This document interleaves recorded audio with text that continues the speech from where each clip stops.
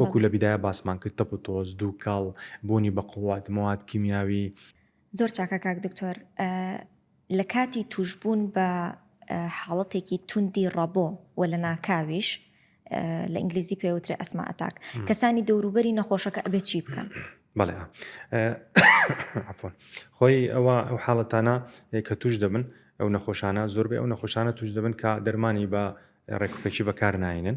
بەڵام ئەگەرات و ئەو حاڵەتە توش بوو یەکەم شت ئەوەیە کە لەو با بڵێن فاکتەرە دەرەکیانە دوورکەوێتەوە کە ڕەبوو زیاد دەکات. وەکو لە بیدایە باسمان کرد تەپ و تۆز دووکەڵ بوونی بە قووات مواد کیمیاوی با بڵێن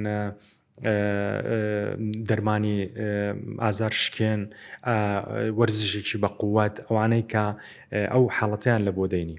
ئەگەر هاتوو لەو با بڵێن لەو ژینگەیە هاتە دەرێ و ئەوانە دوورکەتەوە هەر بەردەوام بۆ حاڵەتە ئەوە دەتوانێت ئەو دەرمانانی کە هەیتی زیاتر بەکاربیێنی. مەسەلەن ئەمە بۆ نمونە بەخاخ پیان دەڵێن ڕۆژی 2 جار بەکاربیێنە یا مەسەن ڕۆژی جارێک بەکاربیێنە. ئەوە لەو حاڵەتەی کە توش دەبی دەتوانێت زیاتر بەکاربیێنی، دەتوانێت 4 جار 5 جار یان دەتوانێت هەر نیو سەعات جارێک بەخاخێک لێ بدا. ئەگەر هاتوو هەتاوەکو 5-6 جار بەخاخی بەکارهینا نەخۆشەکە هەر حاڵەتەکەی بەرەو خراپی چوو ئەوە دەبی سەردانی بەشی فریاکەوتنەکان بکە. هەندێک دەرمان هەیە تایبەتە بەو حاڵەتەی دەبی بدرێتێ. میهرەبانی دڵسۆزی و لێزانی